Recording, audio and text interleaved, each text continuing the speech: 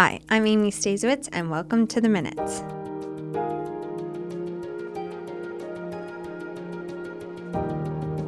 Thanks for listening today. It's great to have you along on the Minutes this week. This is the City of Thunder Bay podcast. The Minutes takes a look at what happened at Thunder Bay City Council and Standing Committee meetings. But this week, we have a special edition of the show where we'll be chatting all about city roads. You can find the Minutes wherever you get your podcasts, including our YouTube channel and our website, thunderbay.ca/theminutes. If you want to keep your finger on the pulse on what's happening at City Hall, hit that subscribe button. Before we welcome today's guest, I'd like to take a few minutes to share some important updates and reminders from the City of Thunder Bay. With the municipal election taking place this October, there will be a reduced schedule of standing committee and city council meetings over the next few months. The last regular City Council meeting before the election is scheduled is on September 15th, and City Council meetings will then pause until after the election. The final meeting of the current City Council is set for November 10th. While we're on the topic of the election, have you ever thought about running for office? This October, Thunder Bay residents will head to the polls to elect a mayor, city councilors, and school board trustees. If you've ever considered serving your community and helping shape the future of our city, now might be the time to take the next step. The deadline to file nomination papers and have your name appear on the ballot is August 21st. Appointments to file nomination papers with the Office of the City Clerk can be booked online at tbayvotes.ca. Nomination forms are available on the website or can be picked up at City Hall. If you'd like to learn more about what's involved in running for office, or find out candidate guides, you can visit tbayvotes.ca. And whether you're thinking about running for office or simply planning to vote, now is a great time to make sure your voter information is up to date. To check if you're on the voters list or to update your information if needed, visit registertovoteon.ca. And don't forget, voting day is October 26th, with opportunities for advanced voting available before Election Day. Whether you choose to vote early or on October 26th, make a plan to have your voice heard. For information about candidates, nominations, important dates, and everything you need to know about the municipal and school board election, visit tbayvotes.ca. And for voter information and voter list updates, head to registertovoteon.ca. Now let's switch gears and talk about summer plans. Make sure you don't miss one of Thunder Bay's favorite seasonal events, Live on the Waterfront. Summer in Thunder Bay means great music, great food, and great community connections. And Live on the Waterfront brings all that together every Wednesday at Marina Park Festival area from 6 to 9. The series runs from July 15th, 22nd, and 29th, and August 5th, 12th, 19th, and 26th, and it's completely free to attend. Each week features an exciting lineup of talented musicians performing on a fully produced outdoor stage, along with local food vendors and food trucks serving up plenty of delicious options. You'll also find community organizations, artisans, and makers showcasing their work, as well as family-friendly activities that make this fun for all ages. Whether you're bringing a lawn chair, meeting up with friends, or making it a family outing, Live on the Waterfront is a great way to enjoy Thunder Bay's beautiful waterfront while supporting local artists and businesses. The summer concert series all leads up to the summer send-off on August 27th, so be sure to mark your calendars and join in the celebration. Next, I want to share an exciting update about how residents will be able to access city services in the future. The City of Thunder Bay is launching Service Thunder Bay on December 7th. A new customer service initiative designed to make it easier and more convenient for residents and customers to connect with the city. Think of it as a one-stop shop for city services, whether you're reaching out online, by phone, or in person. The goal is to reduce wait times, improve consistency, and create a more accessible and inclusive experience for everyone. A big part of this initiative is the launch of a new, easy-to-remember phone number, 311. Residents within city limits will be able to dial 311 for all general city inquiries. In addition to 311, customers will also have the ability to connect through email and an online self-service portal, giving people more options to access information and get support when and where it's convenient for them. The new Service Thunder Bay, your one-stop customer service shop, will be located in the Victoriaville Civic Center, providing a central location for customers to get help with city-related questions and services. Whether you have a question, a concern, feedback to share, or you're looking for information about city programs and services, Service Thunder Bay will be there to help. More details about specific services and how they'll be delivered will be shared as we get closer to the official launch date on December 7th. To learn more about Service Thunder Bay and follow the progress of this exciting new project, visit thunderbay.ca/servicetbay. Okay, now let's talk about construction. Summer in Thunder Bay means construction season, and you'll likely notice a variety of infrastructure projects taking place throughout the city over the coming months. Each year, the City of Thunder Bay manages numerous construction projects to maintain, repair, and improve the roads, sidewalks, water systems, and other critical infrastructure that our community relies on every single day. While construction can sometimes mean delays or detours, these projects help ensure Thunder Bay remains safe, connected, and ready for future growth. If you're looking to stay informed about what's happening in your neighborhood or maybe along your daily commute, there are a couple of easy ways to keep up to date. Be sure to follow the City of Thunder Bay on social media for project updates, traffic impacts, and important notices. You can also visit thunderbay.ca/construction, where you'll find information on construction projects scheduled through the year. The website also features the City of Thunder Bay construction project map, which shows active construction projects across the city, making it easy to see where work is happening and what impacts you can expect. Whether you're planning your commute or just curious about a project in your area, a quick visit to thunderbay.ca/construction can help you stay informed and plan ahead. Okay, that's it for general city updates. On today's episode, I'm joined by Amy Spoljarich, the city's manager of roads, to talk about road maintenance and the important work happening behind the scenes year-round to keep Thunder Bay's roads safe, reliable, and in good condition. We interact with Thunder Bay roads every day, whether we're commuting to work, getting kids to school, or running errands. Keeping the roads reliable and accessible takes year-round planning and maintenance. Today we're joined by Amy Stasiewicz, the City of Thunder Bay's manager of roads, to discuss the work happening to keep our city moving. Hi, Ian. Thanks for joining me today. Thanks for having me, Amy. Okay, so roads is a hot topic in the city, as you know, which rightfully so. Okay, so for those who might not realize the scale of the operation that you're running, how many kilometers of roads does the city maintain? Yeah, so we have over 2,000 kilometers of roads that we maintain throughout the winter and summer. And to put that in perspective, it's kind of from driving here to Calgary. Whoa. So a pretty big network, yeah. Yeah, that's wild. And I think some people get confused too. So obviously we're within city limits, but if it's the highway, we don't handle that. No, we don't do anything within the MTO right-of-way. Yeah. They take care of that. There are some coordinated efforts at the intersections, but for the most part, MTO takes care of that. Right, okay. So I know we're in summer, but spring was a busy time for roads, like many months. What are the first things your crew tackles after winter time? Yeah, spring is always challenging time, depending on the winter we receive as well. If there's a lot of snow and if there's a lot of rain coming in the spring, we see a lot of that melt, which sometimes leads to flooding. So the first thing we kind of do in the spring is deal with that flooding. If we start to see it at intersections or because of frozen culverts or catch basins, so we try to go deal with that first.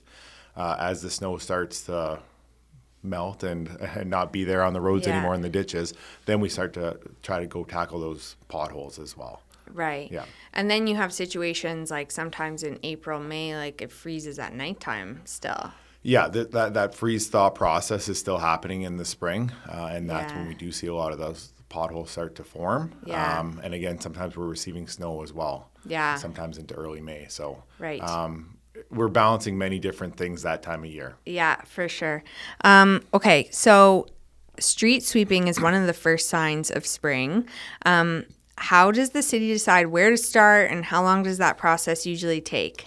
Yeah, so street sweeping happens as soon as the snow is gone and we Yeah. start to see temperatures consistently above freezing. We don't want to go out, obviously, before there's still snow on the ground. And then Yeah. if they're freezing temperatures, we do place water on the road to reduce dust. Yeah. So if we see freezing temperatures, we don't want to create other hazards. So typically that begins end of April, early May. We start in the downtown cores, arterial collectors, and bike lanes, and then we move into residential streets. Right. Typically, the whole process takes anywhere from 12 to 16 weeks, depending on the conditions we see, if we have any equipment failures, any other issues that may come up as well. Okay. And then do you redo sections, or is it kind of just like a one-time thing? Yeah, so we'll go in and do what we call a maintenance sweep in the downtown cores and the image routes, so mostly Yeah. like arterial roads, Yeah. throughout the year. And that's typically done every week, every couple weeks. Okay. Yeah. Okay, so we talked about potholes, but so potholes are obviously a huge topic this year, especially. Why did it seem like there was more potholes than usual this spring? Yeah, definitely a challenging year for Yeah. potholes, and I think everyone can see that as well. Yeah. We had a harsh winter, for one. That definitely contributed to it. A lot of snow, and didn't give us many opportunities to fill any of the potholes that may have formed throughout the winter, because we were just dealing with removing snow, sanding and salting the roads and sidewalks.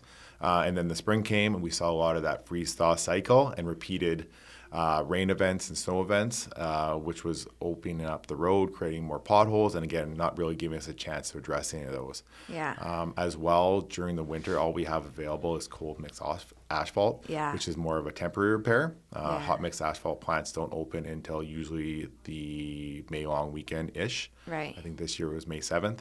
And then we can create more of a permanent repair with that material. Yeah. So that led to some of the issues that we were seeing.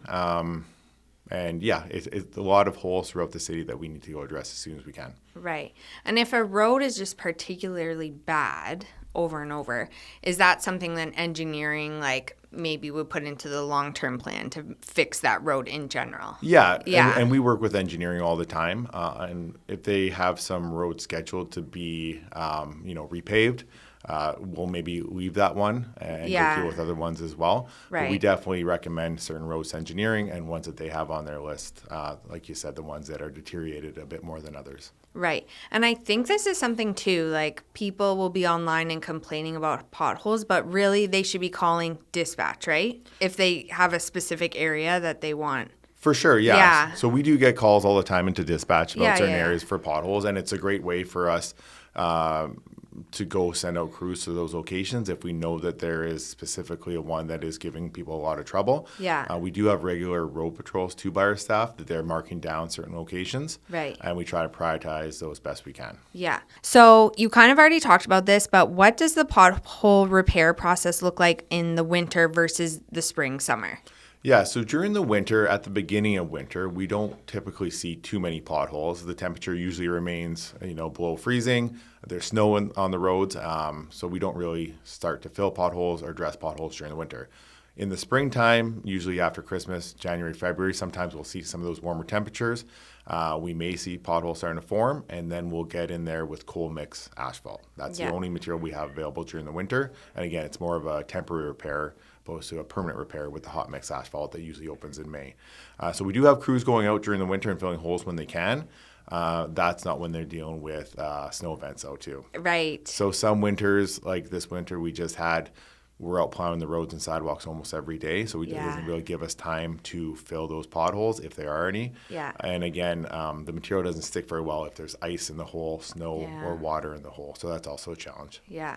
And then spring, you mentioned it opens early May, the hot asphalt, right? Yeah, typically it opens around May long weekend, Yeah. the hot mix asphalt plants. This Yeah. year, I believe it was May 7th that we were able to get hot mix material. And again, that's more of a permanent repair. Yeah. And our priority first goes to arterial roads, those high traffic roadways that Yeah. most people see. Yeah. And then collectors, and then we slowly move into residential after that. Right. And I think people think that Thunder Bay maybe is the only place that deals with potholes, but obviously, with our winters, it can be harder, but a lot of cities deal with this. Yes, Yeah. definitely a challenging year for a lot of cities Yeah. in this region.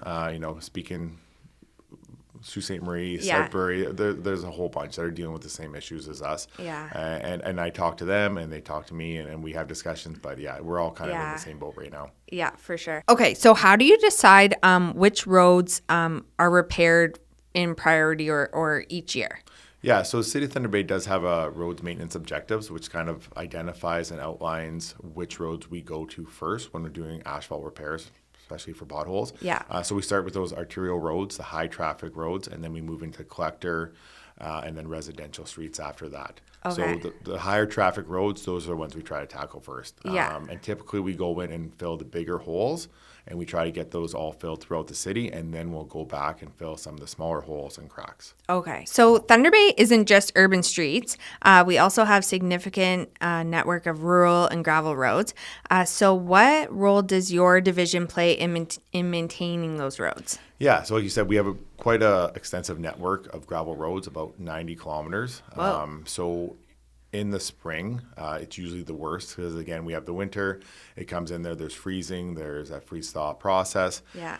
Frost is coming out of the ground, a lot of water and snow on the roads. So once conditions become dry, we get in there with our graders, and we start to do fine grading and smoothing those roads out, Yeah. taking care of the potholes. Middle June, kind of early July, we start to put liquid calcium on the roads as well, and that keeps the dust down throughout the year. Okay. And then if there are any other issues because of rain or just heavy traffic use, we'll get in there again with a grader and touch up to repair any of those potholes that may have formed on the gravel roads. Right. The potholes, yeah, probably are happening more like even in September. Yeah, for sure. Yeah. It depends how much that gravel road, how much traffic it sees, or if there are Yeah. any rain events, it could wash things out or create any issues that way as well. Yeah. Line painting is happening across the city at this time of year. Can you tell us a bit about that process? Yeah, so we start street sweeping first Yeah. because the roads need to be clean. So a couple weeks after we start street sweeping, we'll then come in with our line painting program. And they'll follow where we've already done with the street sweeping. And again, the main focus is arterial and collector roads for the line painting. As well, we have a couple smaller crews doing markings. So like stop bars at intersections, turn arrows, bike lane symbols, stuff like that. You'll see crews out doing that as well. Okay. And they'll continue that throughout the summer. Okay, yeah. I did see one of the machines. It's so impressive. How Yes. do they get so straight? Yeah, they got a lot of good Yeah. technology there and very good operators as well. Yeah, awesome. Okay, so sidewalks are also very important. What kind of maintenance work happens during the spring, summer months for that? Yeah, so again, we do see a lot of issues form in the spring from that freeze-thaw cycle. So we have staff go out and they'll walk, every meter of sidewalk throughout the city, and they'll identify any trip edges, and they'll usually mark it with can of spray paint. Yeah. Just to identify it, and then we'll go in and we'll either grind it with a big grinder just to reduce that. Sometimes we'll pad with asphalt Yeah. to make it accessible, or we'll replace the whole slab. So we'll cut out 3 or 4 concrete slabs and then replace that with new. Right. And for big projects like paving or like redoing a whole sidewalk, that would be engineering. Correct. Yeah, Yeah. that's all done through our engineering program. Okay. And you probably work with parks too often? We do. Yeah. Not as much. Yeah. They kind of do their own thing and they stay within their area though. Yeah, But yeah. anything that we overlap, then definitely there's conversations there. Yeah. Okay. So tell us a bit about your roads crew. How many people are involved? What kind of jobs do they do? Not just in the summer, but in the winter too. Yeah, so that's a long Yeah, list of yeah. things. So like during the summer, we get a couple seasonals and students, so we're around that 80 person mark throughout the summer. And like we said, street sweeping, potholes, line painting, gravel roads, laneways, vegetation control, signage. Signage too. Yeah, we take care of any regulatory signs, stop Okay. signs, stuff okay, like that. okay. So a large, Yeah, a large yeah. variety of work that they do. Yeah. And then during the winter, of course, they're busy removing snow, sanding and salting on the sidewalks and Yeah. roadways, snow removal when we seem to get too much. Yeah. A lot of jobs. Flooding, Yeah. flooding happens throughout the year. Yeah. Anything that kind of pops up as well, we're usually the first ones to go deal with it. Right. And then just talking about snow, I don't want to talk about snow right now, but You have a snowplow tracking app? We do. Yeah, so that's exciting. Very exciting. So Yeah. that's something new we implemented this year. And right now you can track any of our snow plows, graders and plow trucks and loader plows that we have, Yeah. as well as our sanders that are on the roads, Yeah. which is a great way to kind of understand where they are and how many pieces of equipment that we do have out. Yeah. So you can see what roads have been done and then kind of what area we're working in anyways. Yeah. Okay, so is there anything that you want residents of Thunder Bay to know just about your division in general? Maybe some misconceptions. I don't know if there's any misconceptions. Yeah. I think a lot of times I will hear that, there's a lot of potholes, for instance, and we don't have anyone out there. Yeah. Like we discussed before, we have a large network. Yeah. So crews are always out there. You just might not see them. Mm-hmm. It is hard to see them. If you're on one side of the town and they might be on the other side of the town. Yeah. So it may look like they're not out there, but Yeah. they are. So, Yeah. and that's part of the snowplow tracking app, which Yeah. is great. We hear that sometimes too, that, it just note in where are all the crews. So this is a great tool to go take a look, and you can see how many pieces of equipment and people are out there. Yeah, 100%. Okay, and is there anything else you want to share that maybe we didn't cover today? No, I think we covered a lot of things. Yeah, we covered a lot of things. Yeah, the guys do take pride in their work, and we are out there, doing what we can, and Yeah. yeah. And in the winter, also, they're working overnight. Yeah. Yeah. So you're asleep and you don't even know. Yeah. Okay, so that's a wrap. Thanks to you and your team for keeping Thunder Bay moving, and thanks for taking time to chat with me today. Absolutely. Thanks for having me. That's it for this week's episode of The Minutes. A big thank you to Ian Spoljarich, the city's manager of roads, for joining me. As a reminder, if you ever want to report a problem regarding roads, please contact dispatch at 807-625-2195. Someone from the city will be available to answer your call 24/7. You can catch The Minutes every week wherever you get your podcasts, on YouTube or on our website at thunderbay.ca/theminutes. If you haven't already, hit that subscribe button so you never miss an update. I'm Amy. Thanks again for listening to The Minutes, and have a great week.